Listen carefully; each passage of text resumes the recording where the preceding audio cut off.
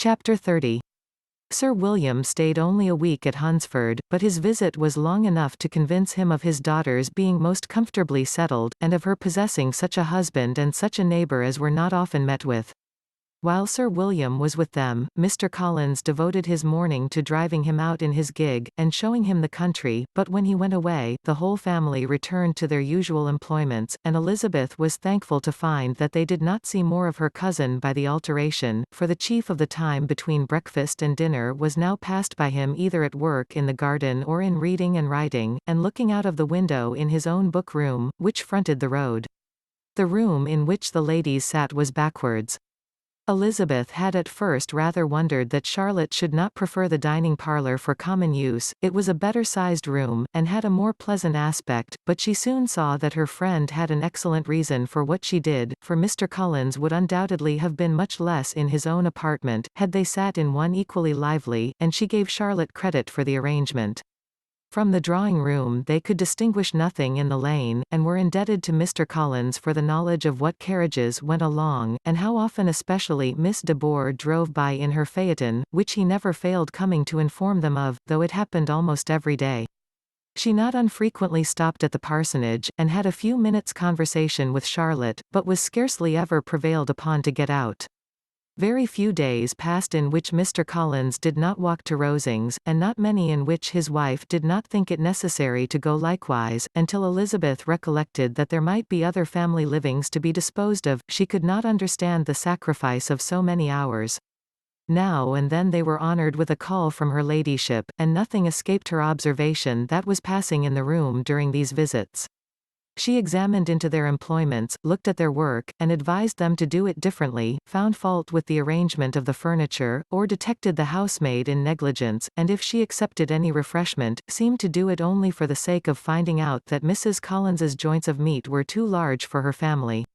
Elizabeth soon perceived, that though this great lady was not in commission of the peace of the county, she was a most active magistrate in her own parish, the minutest concerns of which were carried to her by Mr. Collins, and whenever any of the cottagers were disposed to be quarrelsome, discontented, or too poor, she sallied forth into the village to settle their differences, silence their complaints, and scold them into harmony and plenty.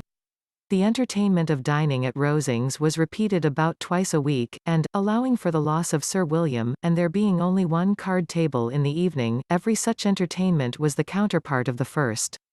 Their other engagements were few, as the style of living in the neighbourhood in general was beyond Mr. Collins's reach. This, however, was no evil to Elizabeth, and upon the whole she spent her time comfortably enough. There were half-hours of pleasant conversation with Charlotte, and the weather was so fine for the time of year that she had often great enjoyment out of doors.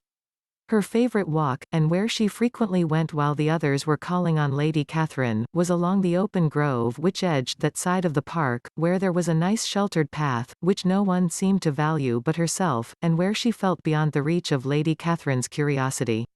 In this quiet way, the first fortnight of her visit soon passed away. Easter was approaching, and the week preceding it was to bring an addition to the family at Rosings, which in so small a circle must be important.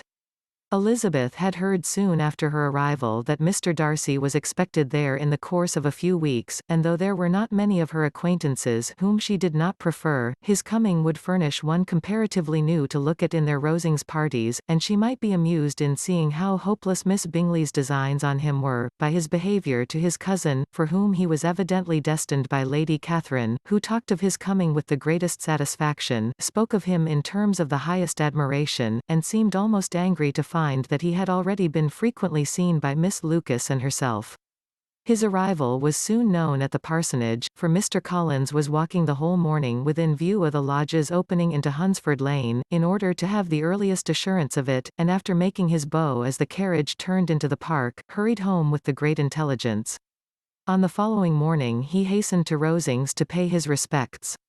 There were two nephews of Lady Catherine to require them, for Mr. Darcy had brought with him a Colonel Fitzwilliam, the younger son of his uncle Lord, and, to the great surprise of all the party, when Mr. Collins returned, the gentleman accompanied him.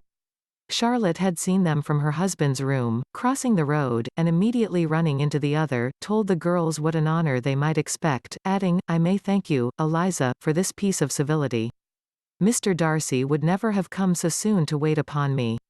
Elizabeth had scarcely time to disclaim all right to the compliment, before their approach was announced by the door-bell, and shortly afterwards the three gentlemen entered the room.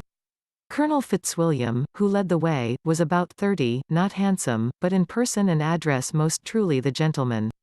Mr. Darcy looked just as he had been used to look in Hertfordshire, paid his compliments, with his usual reserve, to Mrs. Collins, and whatever might be his feelings toward her friend, met her with every appearance of composure. Elizabeth merely curtsied to him without saying a word. Colonel Fitzwilliam entered into conversation directly with the readiness and ease of a well-bred man, and talked very pleasantly, but his cousin, after having addressed a slight observation on the house and garden to Mrs. Collins, sat for some time without speaking to anybody. At length, however, his civility was so far awakened as to inquire of Elizabeth after the health of her family. She answered him in the usual way, and after a moment's pause, added, "My eldest sister has been in town these 3 months. Have you never happened to see her there?" She was perfectly sensible that he never had, but she wished to see whether he would betray any consciousness of what had passed between the Bingleys and Jane, and she thought he looked a little confused as he answered that he had never been so fortunate as to meet Miss Bennet. The subject was pursued no farther, and the gentlemen soon afterwards went away.